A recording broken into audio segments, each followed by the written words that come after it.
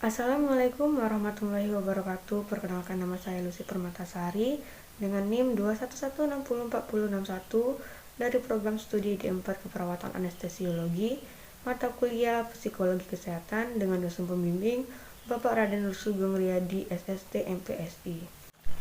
Nah, di sini saya akan melakukan role play atau melakukan pembuatan video tentang pengkajian depresi atau Geriatry Depression Scale. Nah, di sini saya akan menjelaskan terlebih dahulu apa itu depresi.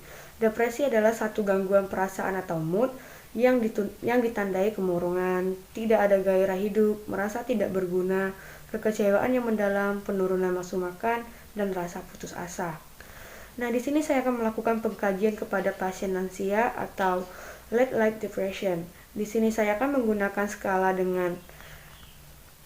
Geriatry yang berjumlah 15 pertanyaan guna mengetahui tingkat depresi pada pasien saya. Nah, di sini untuk kasusnya itu seorang pasien lansia berusia 60 tahun mengalami penyakit stroke dan tertekan karena penyakitnya sehingga mengalami depresi. Lakukanlah pengkajian terhadap pasien tersebut. Berikut role play dari pengkajian depresi yang saya buat. Assalamualaikum Nek, selamat pagi. Selamat pagi.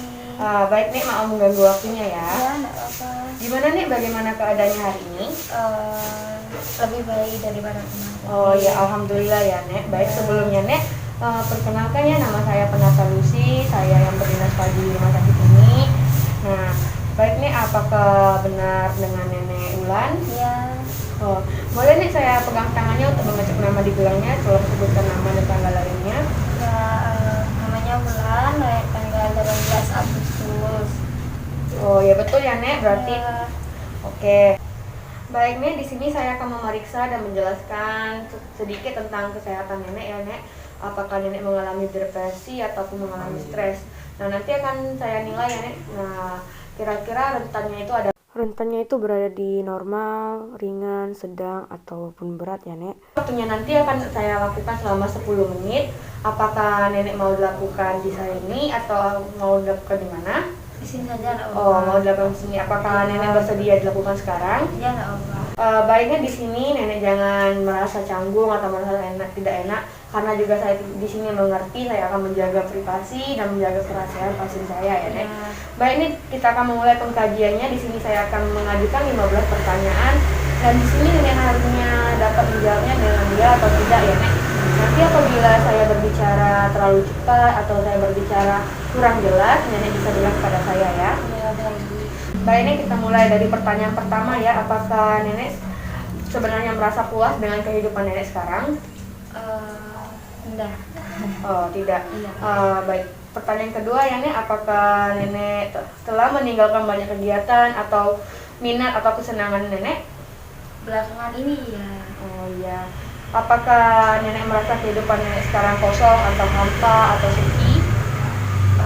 Sedikit sepi ya. Oh iya.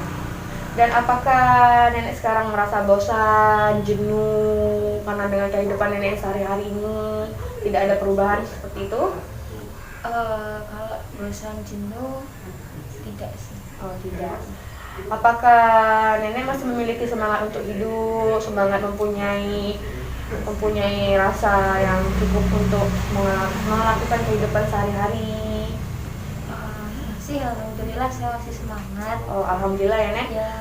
Baik, apakah Nenek takut bahwa sesuatu yang buruk akan terjadi kepada Nenek di masa yang akan datang? Kalau itu ya, soalnya kan saya juga udah tua kan, Iya. pikirannya kemana-mana. Oh iya, betul. Apakah Nenek sering merasa tidak nyaman? Ya, saya sering merasa. Apakah Nenek merasa bahagia untuk sebagian besar hidup Nenek sekarang? Alhamdulillah masih bahagia, saya masih ada keluarga juga yang bahagia. Oh iya. Apakah Nenek sering merasa tidak berdaya?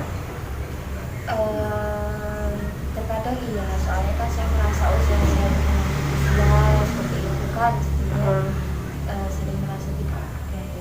Iya. Apakah Nenek lebih suka tinggal di rumah daripada pergi keluar untuk mengerjakan sesuatu atau kegiatan seperti itu? Berhubung umur saya udah tua ya Mbak ya, jadi kan lebih mending di rumah. Oh iya. Apakah nenek merasa mempunyai banyak masalah dengan adanya daya ingat yang kurang Anda dibandingkan kebanyakan orang? Ya, faktor usia ya Mbak ya, berarti kan kalau orang tua biasanya juga sering lupa. Oh iya betul. Dan apakah nenek pikir bahwa hidup nenek sekarang ini menyenangkan? Ya memang menyenangkan lah ya, masih ada penyemangat gitu. Iya, alhamdulillah ya Nek. Lanjut ya. Apakah nenek merasa tidak berharga? Enggak sih. Enggak. Apakah nenek merasa penuh semangat? Kalau penuh semangat enggak ya Mbak ya, soalnya kan saya juga Udah faktor faktor usia tua. juga gitu, jadinya kalau penuh semangat udah enggak lagi gitu. Apakah nenek merasa keadaan nenek sekarang tidak ada lagi harapan? Harapan saya masih semangat untuk melanjutkan hidup. Oh, apakah nenek pikir bahwa orang lain lebih baik keadaannya daripada nenek sekarang? Enggak sih, saya merasa saya baik-baik saja dan saya bisa sebagai orang lain walaupun umur saya sudah lanjut. Oh iya. Baik Nek, sudah sampai di pertanyaan ke-15 tadi. Nenek juga sudah menjawabnya dengan baik dan nenek juga sangat kooperatif dalam menjawabnya. Nah, di sini saya akan menghitung terlebih dahulu ya Nek, nenek berada di rentan usia yang mana, apakah di rentan usia normal, ringan, sedang, ataupun berat.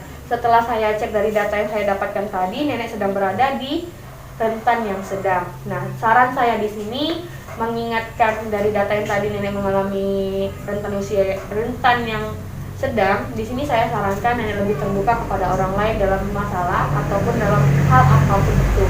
Misalkan nenek mengalami gejala apapun itu, mengalami masalah, ketidaknyamanan, nenek bisa terbuka atau berbicara kepada orang terdekat, keluarga, ataupun ke psikolog jika nenek merasa nyaman.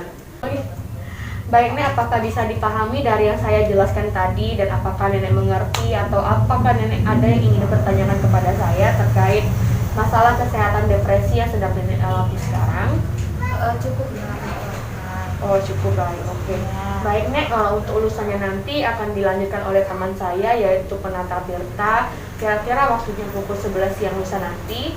Nah, saya berharap nenek selama di rumah sakit ini merasa nyaman, merasa tidak ada pikiran lagi yang membuat nenek merasakan depresi seperti itu. Dan di sini kan nenek kan tujuannya untuk memulihkan pikiran supaya tidak ada lagi yang namanya depresi apapun itu bentuknya nenek. Nah, saya rasa sudah cukup untuk di pagi hari ini. Saya pamit untuk pergi dulu ya Nek. Assalamualaikum, selamat siang. Baik, tadi itu adalah roleplay atau video singkat tentang pengkajian depresi atau geriatri depression scale yang telah saya lakukan. Jika ada kesalahan atau kekurangan saya mohon maaf, kepada Allah saya mohon maaf pun. Wabillahi taufiq wal hidayah. Wassalamualaikum warahmatullahi wabarakatuh.